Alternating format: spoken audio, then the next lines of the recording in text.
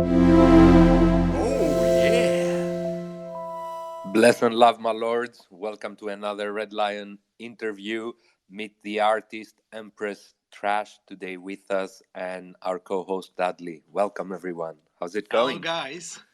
It's going well. I've been just running and riding Rally of Sweden, because I was picking up my waifu. Oh, So it was just 1 minute and that I arrived before we started. action. It was an action, yeah, drifting and stuff. Well done. Hey, Empress Trash, Well welcome. done, Yeah, Dudley. I did it.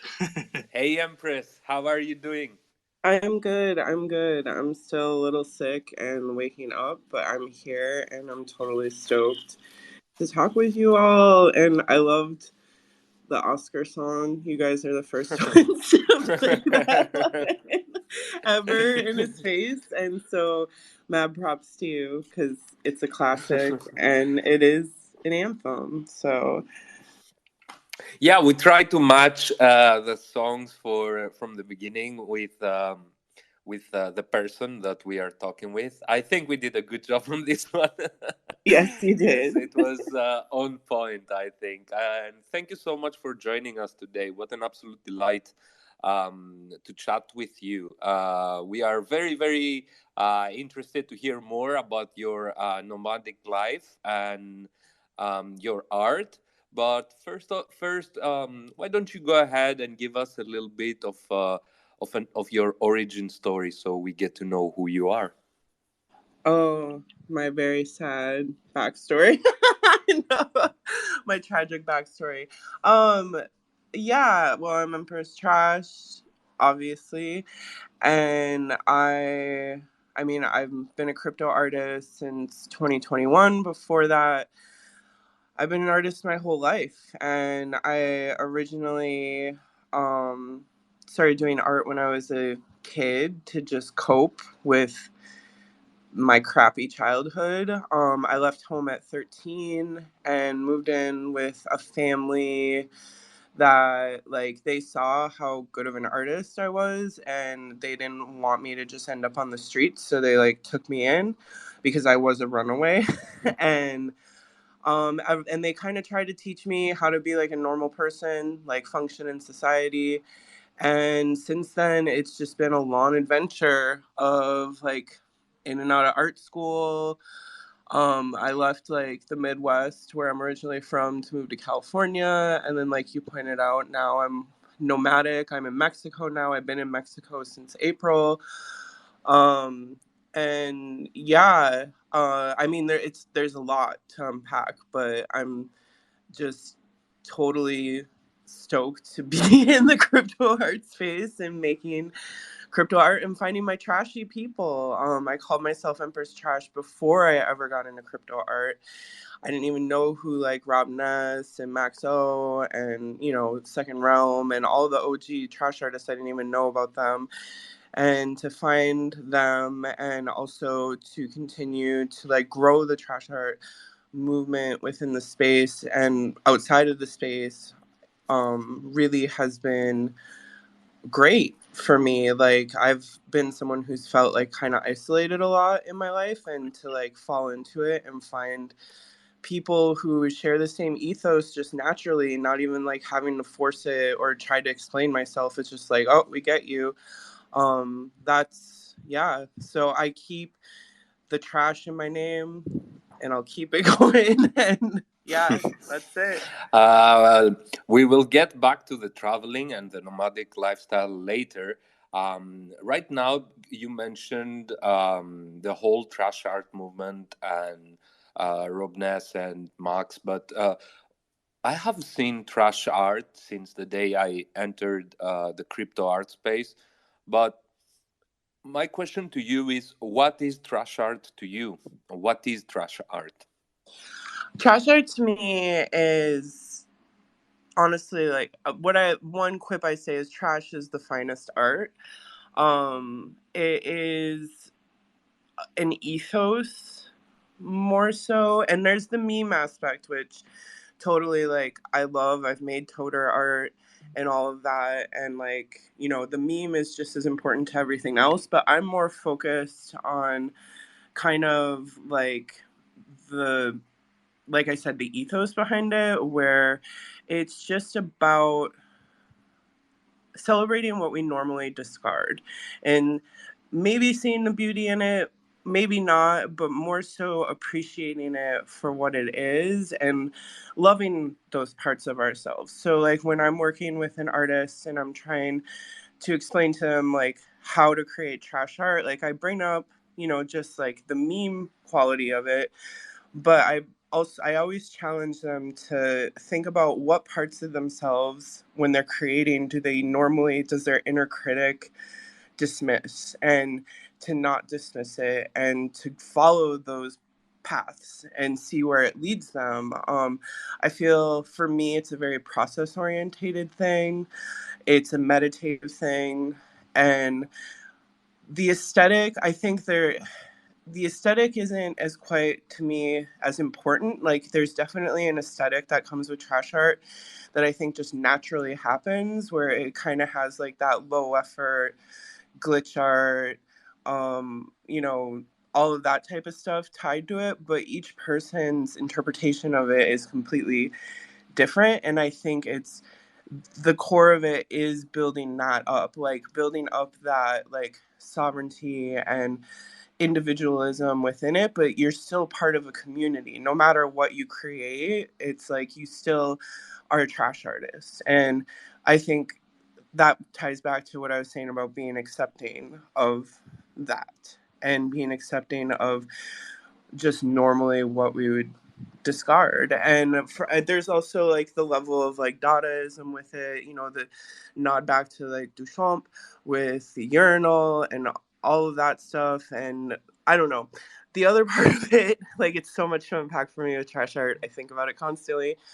um the other part of it is I feel like it's every single rebellious art movement of the 20th century rolled into one and then put on the blockchain. Like when you really step back and look at it at a macro level of what is happening in trash art, that's really what's happening. Like you have like the like Dadaists, you have glitch artists, you have low effort, you have psychedelic, you have punk artists, you have all sorts of different type of artists that are feeling like they fall under the umbrella of trash art, that it's just becoming this massive conglomeration of like a whole bunch of people being like, you know what, fuck you. Like essentially. You mentioned your process. How does your process look like? Let me refine the question. What is the day look like for Empress Trash when she's going to create a new artwork?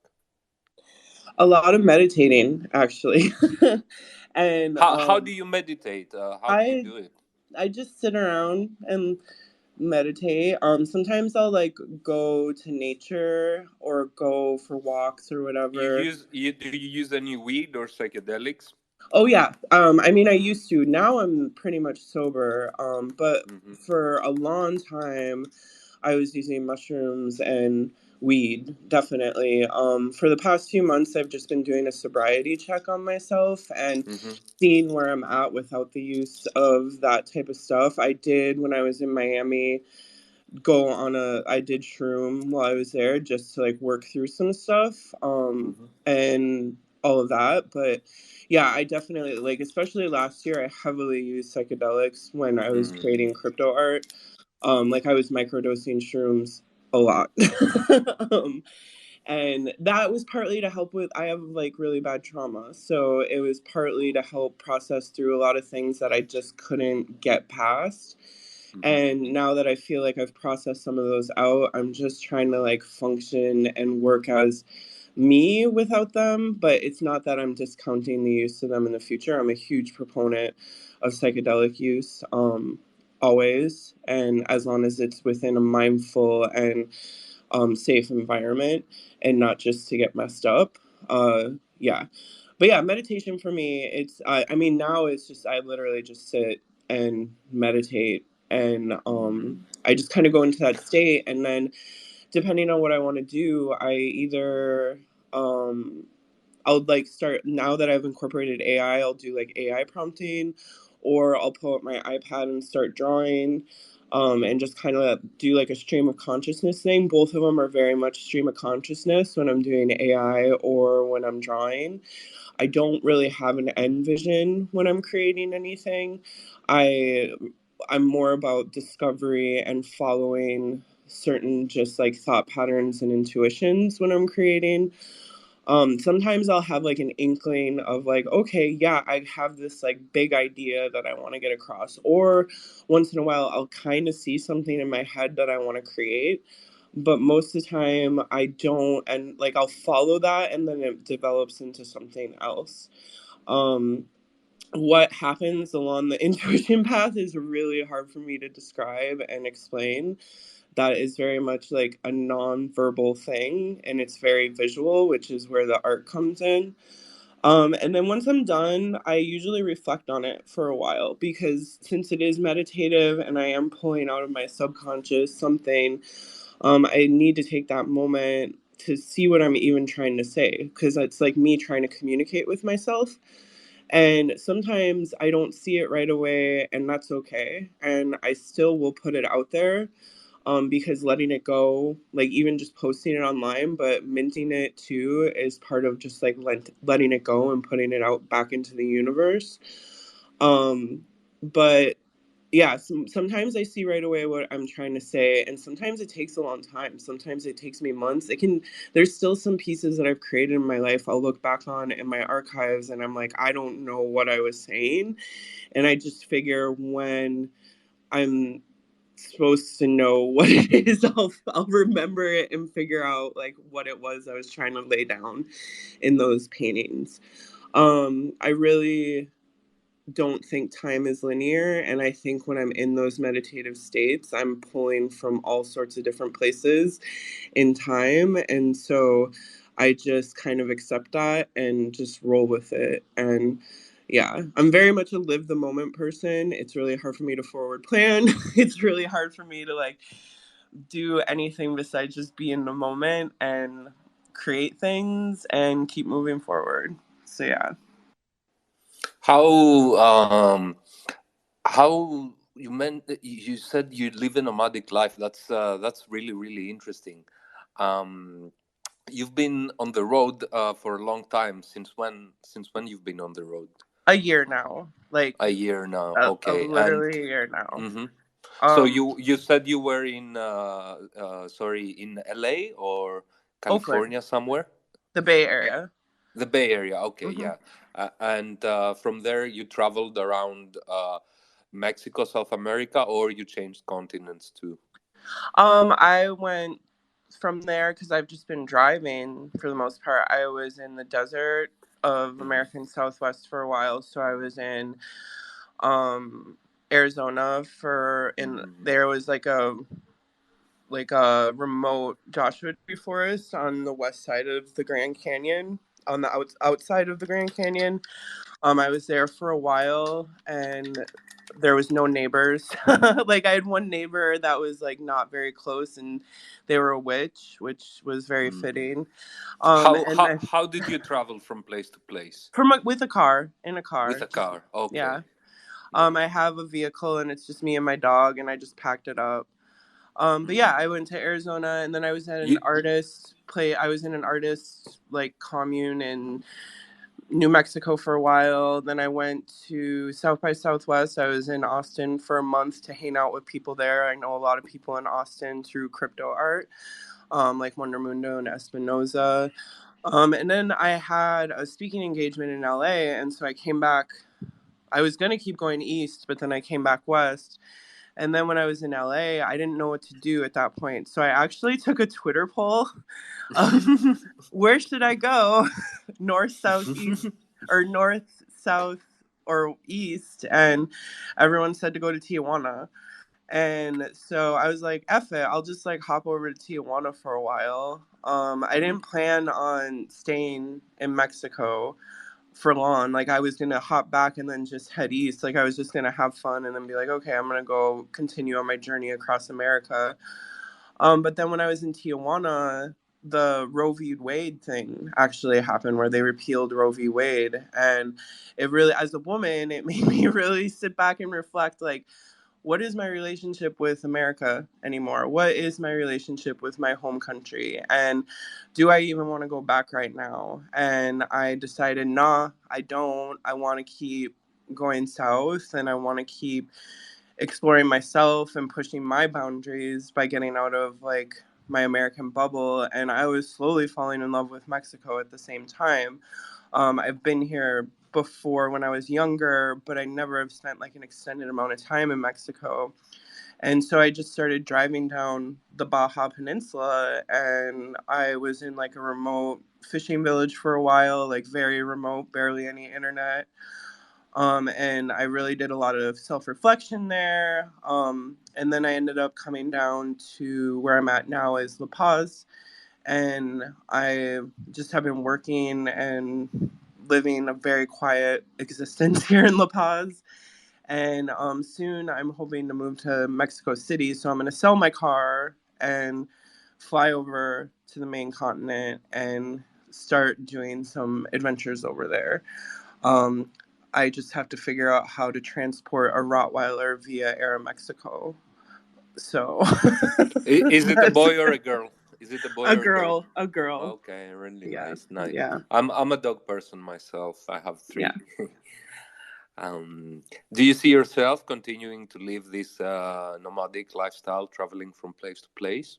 I think what's gonna end up happening, I want to try to like settle in Mexico City for a while, just because it is such a central hub, and I do know a lot of crypto artists there. I was at the non NFT summit a couple months ago. Mexico is quite packed with crypto Yeah, artists and yeah, great talent.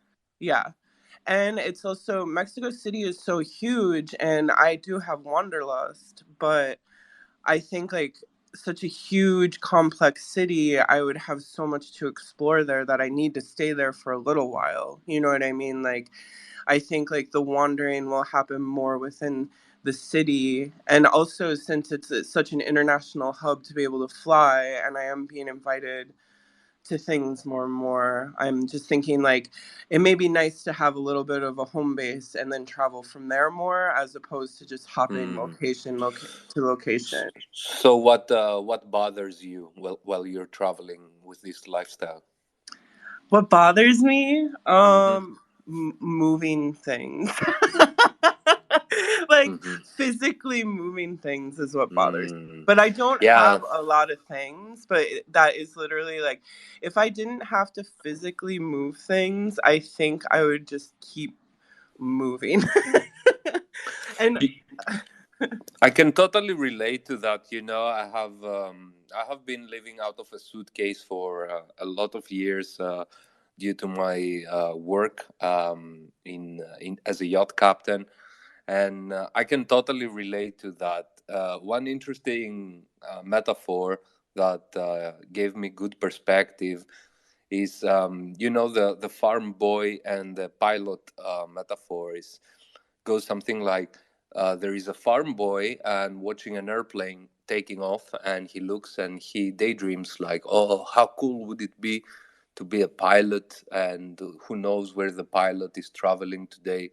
And from the cockpit, the pilot looks at the farm boy and he's like, oh, how nice it would be if I was a farm boy living free on the yeah, farm, no stress. no, I agree. And I mean, a lot of people, especially because I don't have a family, I don't have any family. I don't have kids. I don't have a partner. It's just me and my dog. I have friends. I have a lot of friends. And I, partly because I don't have family, so I'm continually making friends to like fill that like extended network that I need to survive as a human being. You can Uh, always start your own, right?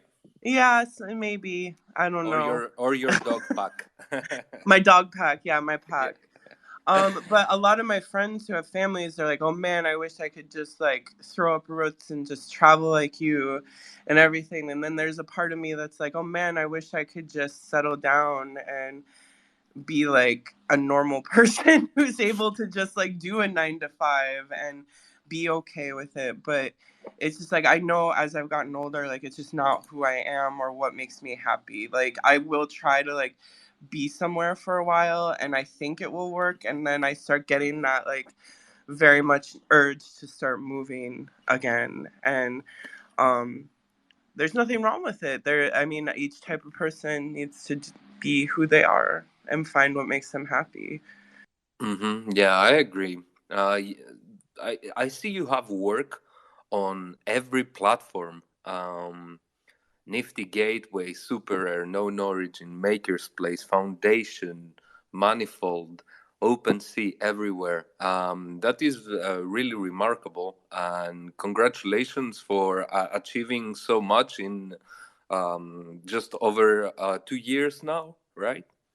Yeah, almost 2 years now. It has been a Just crazy journey for you. insane, very Hmm. insane. Most So definitely. it was action, action, action from one thing to the next. How did the NFTs change your life? I mean, completely changed my life. Like, I was living in. I mean, like, Was it the factor that enabled you to yes, pursue this nomadic traveling lifestyle? yes, and it allowed me. I mean, I felt like when I found crypto art and NFTs, it was like all everything that I had been working for and all of like my skill sets that I had and all of my understanding of like the art world, because I've been working in like in and out of the art world and also on my own art. It was like everything all pooled into one thing. And so when I found it, I just felt like it was so easy for me to throw myself completely into it, because it's just, even though I'm still learning a lot about like, just like how blockchain works in general, like I'm still learning, don't get me wrong, you're always learning, I feel. There's something about just the blend of the technology with the culture around it. It's just I'm just, it felt like I was almost coming home in a way. And yes, it has enabled me to be like nomadic completely and be able to like travel and experience the world. And it also allowed me, because I was where I was in Oakland wasn't necessarily the best situation. It was a toxic living situation, and I had a crazy ex stalking me. Like I had a restraining order against him and everything type of situation. And he was starting to come around again, which is part of why I went nomadic. And no, putting my trust into the community around me, the international community around me, that like, okay, I can take this leap, I can leave this situation, I can go try to do this thing that I've always wanted to do, of just travel around, go place to place, and just like experience the world when I haven't gotten to do that as much as I've wanted to in my life, and allow that to feed me as an artist. Like all of that has been enabled because of crypto art and because of like everyone here and everyone that has supported me along that journey. And honestly, it was actually so, because some people are like, oh, you're living a high lifestyle. People don't realize like rent in the Bay Area was insane, and it's actually cheaper for me to travel from place to place and live in like remote areas and pay like the money for that than to live Oh in the Bay yeah, oh Area. yeah, oh Than yeah. The cost to of living index Yeah, matters for sure. yeah. So it was also a financial decision, because it's like, okay, well, I know we're going into the bear market. If I stay in the Bay Area, I'm gonna have to get a job again. But if I go nomadic and just hop from place to place that's affordable, then then my money can go further and I can possibly weather through this while also having the experiences that I want, not just grinding away for someone Hmm. else and being in a miserable living situation. Yeah, 100%. Enjoy life rather than barely surviving. Yeah, yeah. Yeah, exactly. And now with all those nice platforms, we also are adding Red Lion there. Thank you so much for doing an art drop with us. We This current issue still is on, and we will pin the tweet right now. people can definitely see your work. And thank you so much for being one of the 52 artists for the 2022 Gazette collection right before the year ends. I'm really honored, and I was really stoked when you guys reached out. Like the only other, excuse me, the other time that you guys have said anything for me was you had a list of like top LGBTQ artists over the summer for Pride that you put me on, and so this is the second time you guys have given me love. So I really appreciate y'all a lot, and I was really stoked when you wanted to do an art drop with me. Yeah, I I'm just appreciative. Yeah, thank you so much. What was that list? I will try to find it. When was it? Was it last year, maybe by the end of Maybe the year? I'll find it. I'll Yeah, find we it. usually do lists in the end of the year. Maybe it and wasn't Redline. Maybe it was something else. I have to look though. mm, Maybe I'm confusing. There's so much that happens. yeah, well, it is confusing in the space. Also, I sometimes cannot remember who told me what, who is who. So where I did I read this? So it can be confusing for sure. Um, you mentioned that you have been an artist. We see that it's been very difficult for artists who have been so long in the space and building. What influenced you to take this plunge into the NFT space, since you saw it from the outside? And um, of course, at the time it was more hypey, but what sort of like pushed you to embrace it and go for it? I was working as an art authenticator, actually, and art appraiser, which sounds fancy, but it Oh, wasn't. right on. This Yeah, is so cool. It's like analog NFTs, right? yeah, yeah.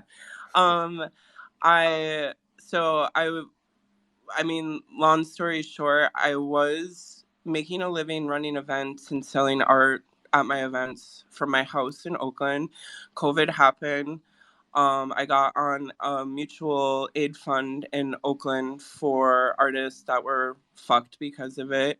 And then because I have a 4-year degree, I was able to find a job, thankfully, that was appraising and authenticating art. But it was just an overglorified warehouse job, like really. It's just like I had to be highly educated to move art around was essentially what it was. I did get to I like handled so much art, I saw so much art, I did so much research. It was amazing. I learned so much there. I'm not trying to dismiss that, but fundamentally I wasn't happy there being in a warehouse grinding day in and day out. And one of my coworkers was just like, "Have you heard about NFTs?" And I'm like, "No." And I went and I researched it, and I immediately saw how well this is the future of the job I'm currently doing. Like, do I want to continue to work in an archaic practice, which I've learned a lot from already? Like, because at that point I was working like a year in it. I felt like I learned a lot from and the basics of it, and it's like, do I want to continue to like hone in and master that craft as an old school art authenticator, or do I want to jump over and make a living selling my art on top of helping build out what the future of art is going to look like? And not even that doesn't even include necessarily an art authenticator, because it's automatically authenticated with the technology that is prevalent here. So to me, I would rather help build out the future than sit in the past, was ultimately what I came to. And so, I mean, like I started pushing towards being able to leave that job for a while. And then in April of 2021, my job told me they were closing down the warehouse and I would have to move to Arizona and they would give me a promotion if I moved.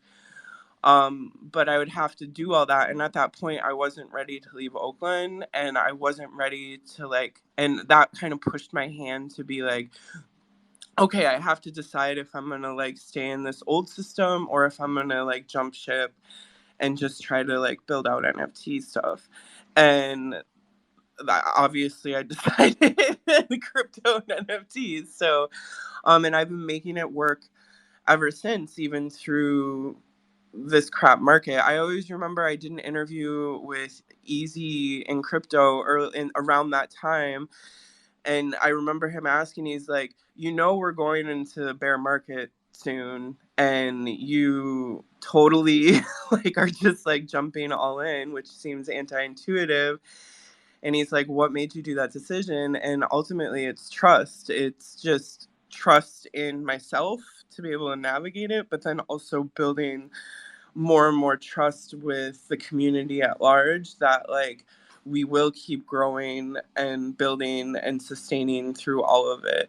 And I still have a lot of trust issues in general, but it's been for me very like fulfilling and cathartic just for like almost two, like a year and a half now solid, doing this, like, and building this and navigating this and finding my voice and putting myself out there and helping advocate for others, and all of it, like everything that's happened has been totally worth that risk of jumping in just because some numbers are going down.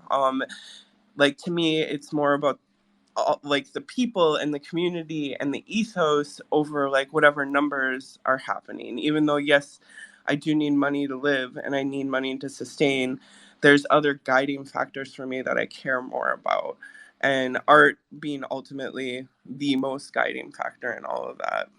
Yeah, 100%. When you when you came into the space, um, NFTs were pumping everywhere, and there were crazy sales. Was it about right about the time you entered, right?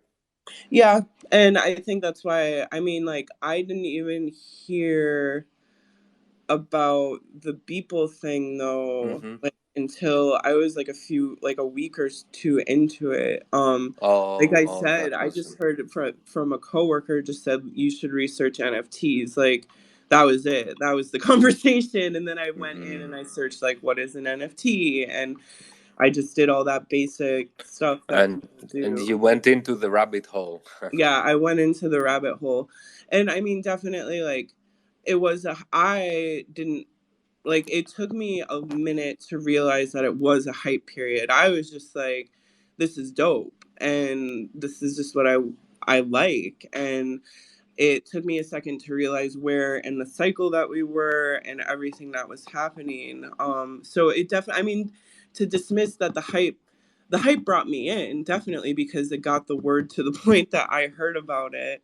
Because I was like not in crypto and anything like that before I heard about it. But the hype, like, I'm actually happier with the hype down a little bit. Like, it's easier for me to navigate as someone, just like being able to like connect with people easier and all of that different stuff. And there's just less noise, and I appreciate maybe the little bit of less noise. Not saying I don't want people to make money. I want people to make money. I want everyone's bags to be pumped, definitely.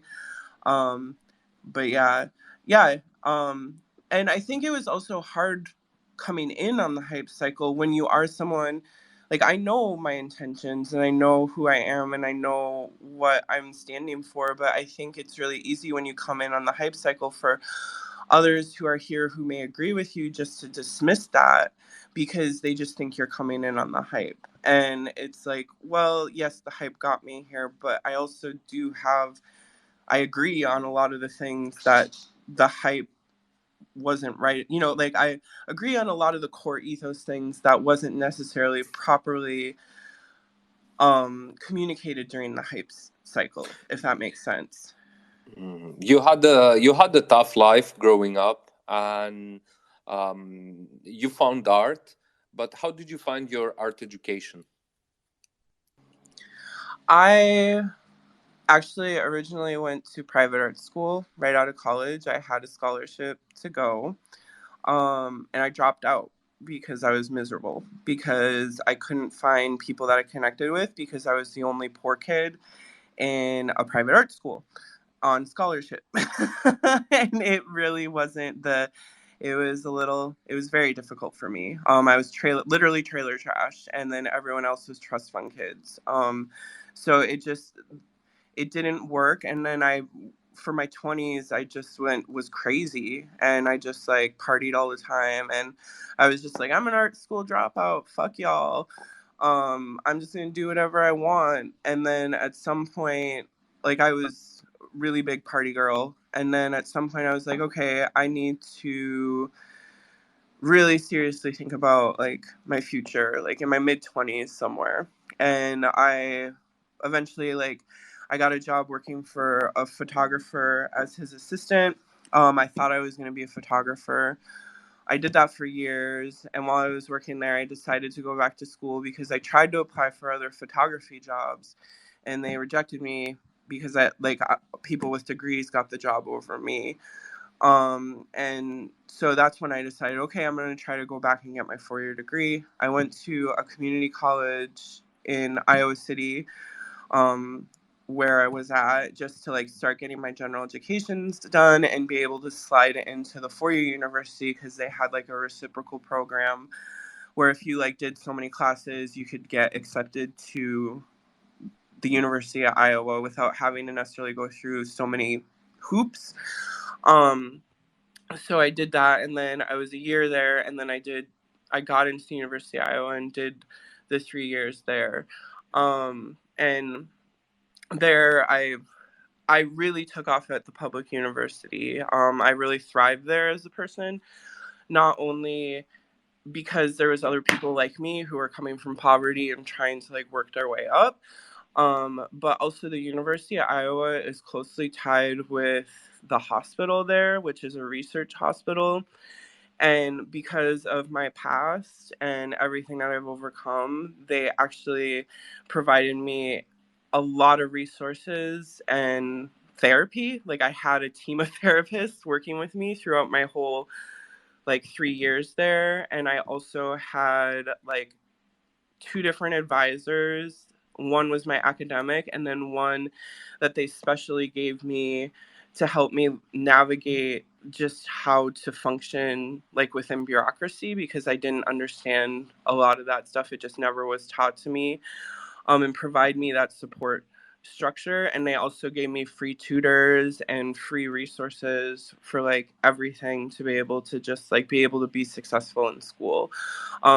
So it was a very different thing than the private art school. So the private art school is like there's all this money you're throwing at it, but then there was no support structure. But then the University of Iowa, which is a world-class art school, even for a public university, they provide for a lot less money an insane amount of resources for someone who is trying to escape a certain mind, like scarcity poverty mindset, to be able to learn how to work within the different systems. That is essentially what I feel like college is about. College is about like connecting with people and also learning how to function within a certain subset of society.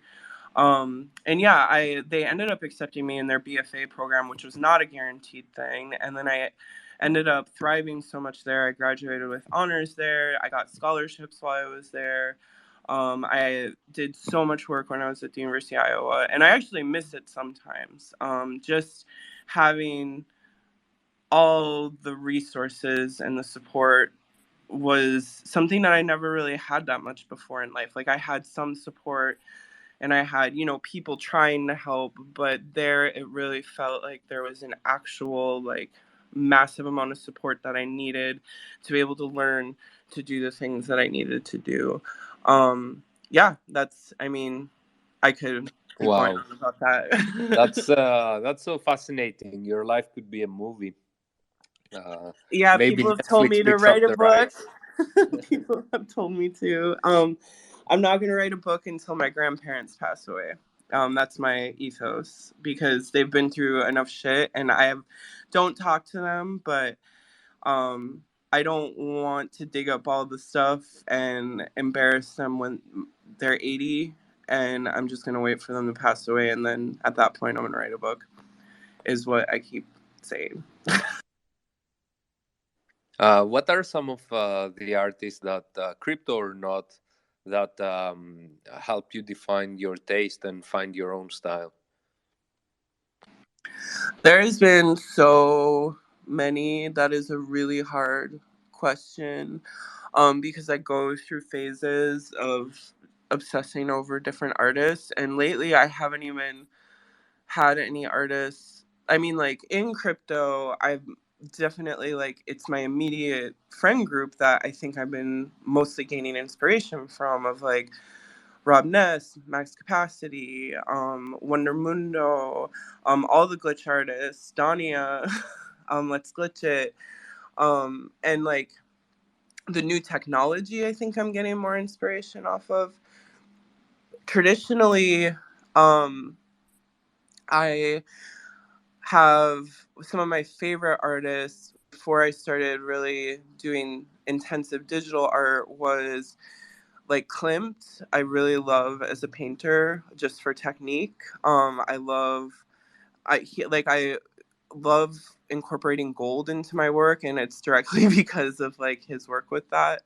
And definitely, like, any woman artist is someone I look up to greatly, because there isn't as many in history represented. So definitely Frida is always on that list of someone I adore and look up to, as for her story, for her overcoming struggles, and just for her dope art. Um, in And also for her unibrow. her unibrow, which I actually have one, I just pluck it. I don't want to steal her. I don't want to steal her thunder. Yeah. um, and in very and also, like, I think actually a lot I gain from music more than visual artists anymore, and I listen to an insane amount of like women hip hop artists, is like a lot.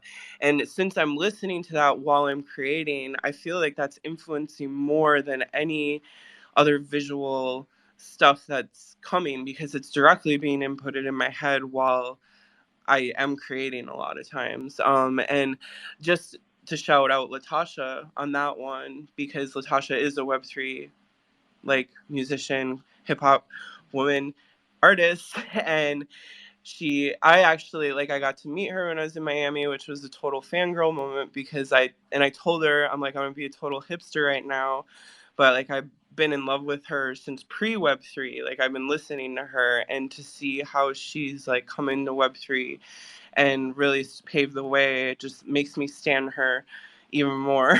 But yeah, like there's a lot of inspirations that I gain, and I don't know. Um, and it's always changing. Like, I'm always just trying to like look and see what's happening, and just synthesize it all, and take what I feel is good for, like, makes me feel good, and put it in my work.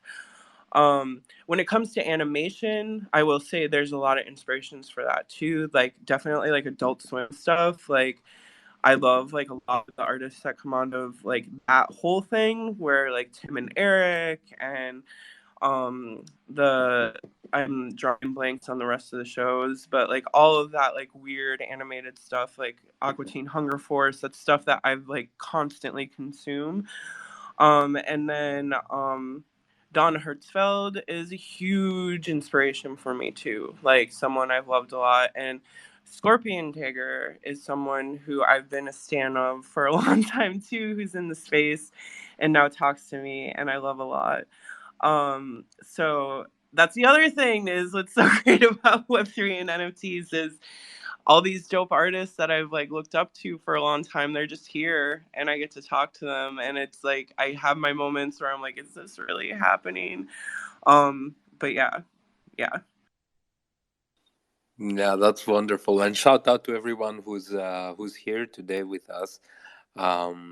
or listening in the future. um, what about AI? I saw in your bio that you're using AI. How has AI changed the way you work? It's to me just another tool in my process, and a lot of what I use AI for is I glitch it. A lot of like my pixel glitchy stuff. In the last few months, the base stuff is from AI generation. So either Midjourney or I have an unlocked version of Stable Diffusion where I can actually get boobs because I like boobs and I like not being censored and wanting boobs. So yeah, I also have done collections. I mean, I've done I it's how it's changed is so much.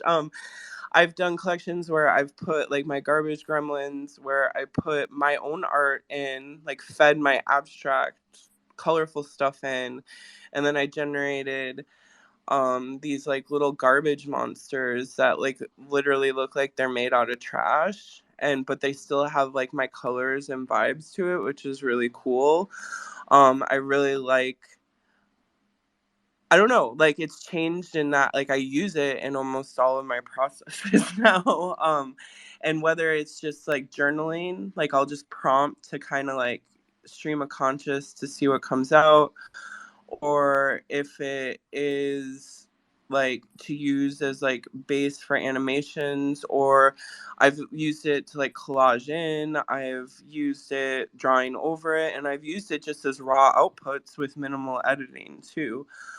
I've done all of it, and I'm gonna keep using it and experimenting with how to incorporate it in because there's so much there that can be unpacked, and so many different use cases for it, even from the baseline of just using it as reference and then drawing from it to painting over it to, oh gosh, like so much. I don't know. I just love it, and it's helped, I think, free, like, I love it for brainstorming too because it's just like you don't have to stress about creating it. It's just like I think of things and throw it down and the AI spits it back. And so I feel like I'm Exactly, it's able, really fast, isn't it? It it's gives so you fast. a perfect sketch in seconds. Yeah. And then it's just like, oh no, that's not what I like. That's, and like I'm not the type to be like, oh, I want to hone in on a certain look. I'm more the type to use AI to be like, what is AI bringing to me? And then how can I like, how can I bring out certain, like how can I keep having this conversation with it? Again, it goes back to that stream of consciousness thing. I'm not necessarily trying to get an end vision. It's more of like a back and forth conversation of like, where, what are we talking about AI? And I actually very much view the AI, like each AI as its own entity, and maybe I personify it a lot. Maybe I think it's going to be our overlord someday. I don't know. But like I view it as a conversation, really. Mm. And yeah, and a tool. But yeah. I think you worded it perfectly. It's a tool for now until it is an overlord. We will see. But for now, it's an amazing tool, and it can only unlock limitless more creativity. I don't know. I just think it's a super positive one thing. And if some um, logo artists lose their $10 logo gig, well, it is what it is. There will be some other type of gig that they can adjust to. I don't know. It's all part of the change of it Yeah. all. And I've brought up like we're trying to reformat old systems, and Mhm. there's going to be things that are lost because we're trying to create new. And it's the making a logo for $10 was not a sustainable thing for people. We're trying to fix that. And so it's like I don't want people to lose money, but I do want people to think about, well, what are new ways that you could do your creative business with the tools that are provided. And I will point out too, trash artists, we love AI. So if you are an artist out there who's getting a lot of AI hate, come find us. And we like to be assholes on the internet, and we like to yell at AI haters. A lot of us do. So if you're not wanting to fight the fight and you want some friends who like to cause trouble, come find us, and we're totally down to like tell people why what's up. And For sure. this isn't trying to instigate anything. It's more so Hmm. there is a lot of AI hate out there, and it's just, I think, the more all of us who do use the technology, like, people shouldn't be hated for the technology that they're trying to explore. Like, that's just fucking ridiculous. And I keep saying that. It's like Hmm. I got hate for wanting to go to Tumblr, and it's like, why am I getting hate for wanting to use a social media? And then I got hate on Tumblr for being an NFT artist, and I'm like, why am I getting hate for wanting to use the technology? Like, this is all Yeah. Yeah, hate this is is the just worst. This is the worst. Like, I want to use this, okay, I'm using it, and someone is like, no, I hate this and I hate you for using it. I mean, yeah, doesn't make sense, right? I like agree. death threats for wanting to like help build a technology is not cool in Mm. any way. Let me welcome Jose. Has a couple of questions for you. Hey, Jose, how's it going? Hey, all good over here. Just got out from the water. Really happy to have. Can everyone hear me all right? Yes? Great. Yeah, yeah, we hear you good. Excellent. Empress, it's so good to have you here today. Thank you so much for joining us at such an earlier time for you. I wanted to ask. I'm really when I first looked you up and learned about you, I was really curious about how you're fostering community and the things that you're doing to like stay in touch with the people that support your work and so on. So I wanted to ask if you could tell us a little bit more about that and how it's part of your process. Yeah, I thank you for asking that, because with everything that's been going on with Twitter, um the uncertainty around it, and before that even, I've been really pushing for people to diversify what social media is that there aren't, because, excuse me, my sickness is being sicky.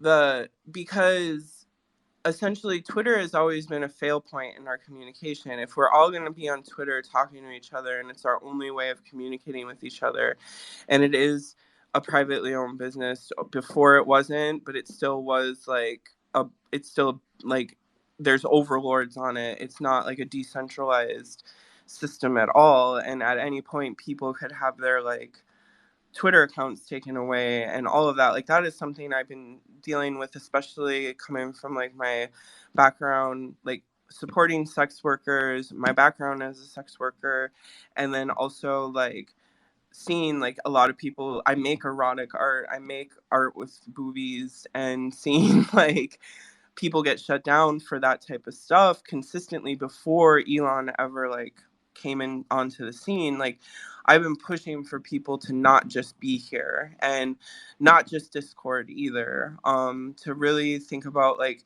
different ways to build out. And for me, that is like, yes, it's being on Instagram, yes, it's being on Tumblr, which I've been pushing for more. Yes, it's been being on TikTok. Yes, it's being on each of these avenues.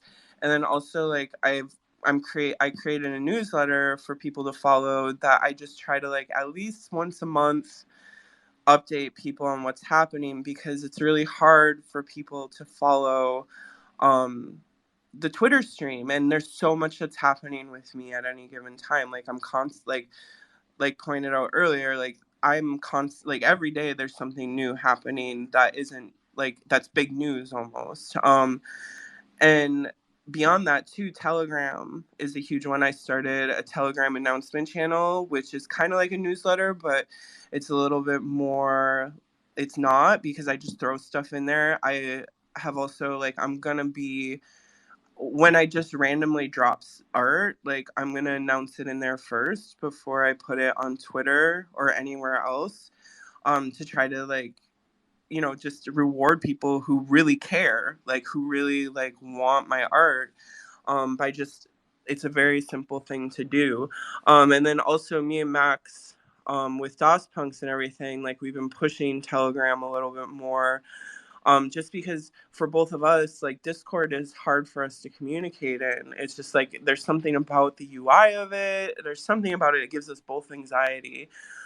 So Telegram is just like for us an easier chat forum, and so like we have like the DAO chat in there, and we have the public chat in there, and I find like that actually is more cohesive to me, like being communicative in Telegram, because I'm not stressed out by the UI of it. So I'm actually nice and like to talk to people in it and all of that stuff. So um I I'm just really glad you put this out there or asked that question, because I just think it's really important, and I keep honing in on this of just not putting all your communication eggs in one basket until we have a truly decentralized, viable alternative to social media. Like you have to decentralize yourself in that aspect by not just being in one place. And also now, because of the ETH merge, I've really been pushing.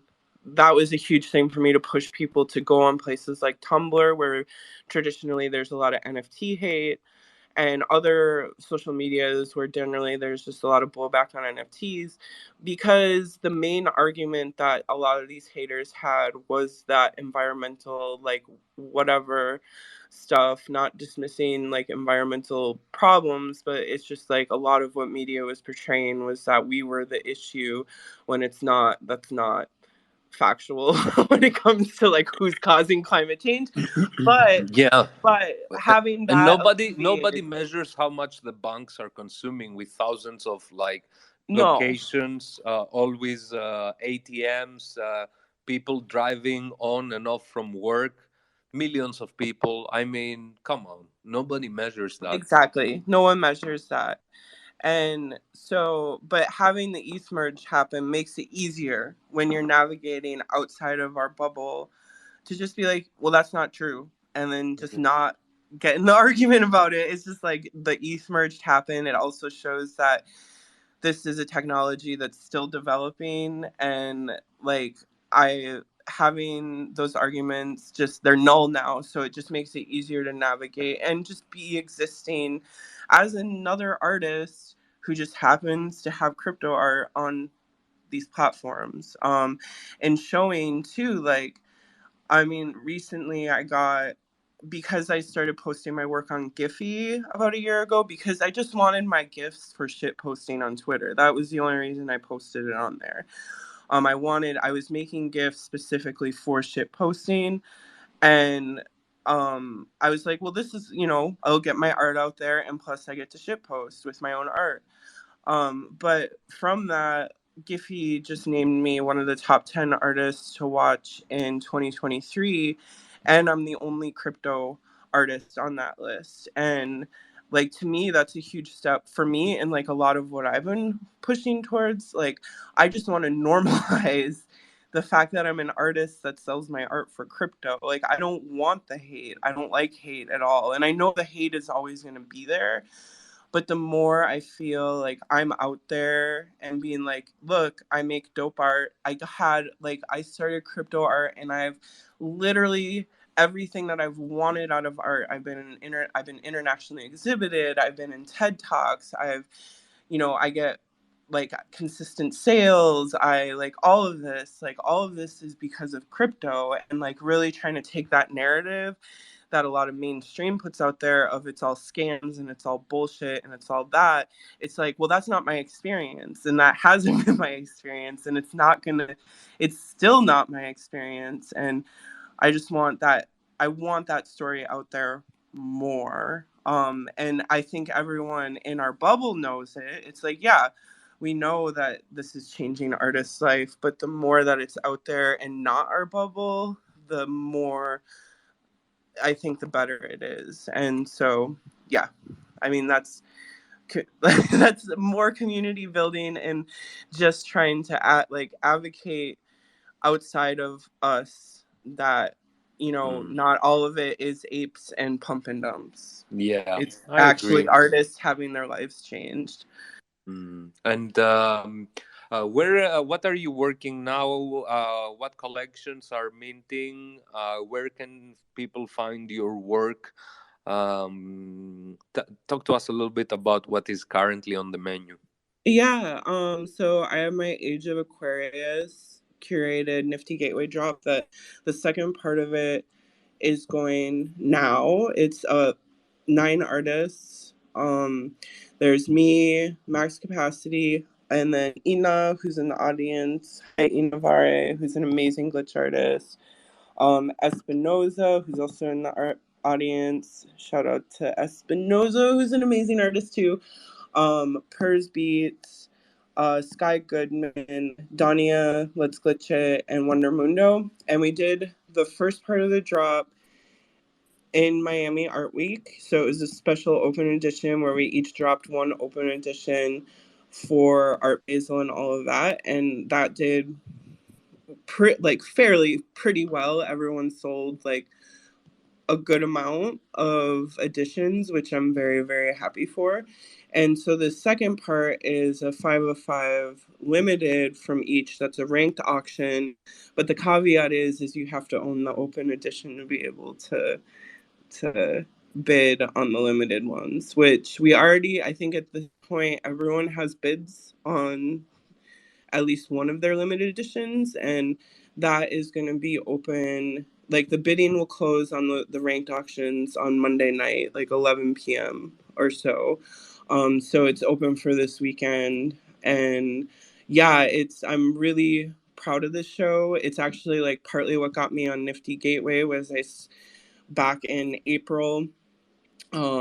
They like some people from NFT culture approached me to curate a show, and I came up with this idea of Age of Aquarius with Sky Goodman, and we didn't hear back for a while. Like they ended up putting us on the back burner, and we didn't hear back for a while. And then Nifty Gateway came back and offered me to be a publisher in like September, October, and then immediately I rekindled the Age of Aquarius drop. But yeah, I challenged each artist to think about the theme of Age of Aquarius, and there's like a write-up you can look at on the drop too, that it's the exact theme that I sent the artist with a few minor edits just to like make the writing a little better.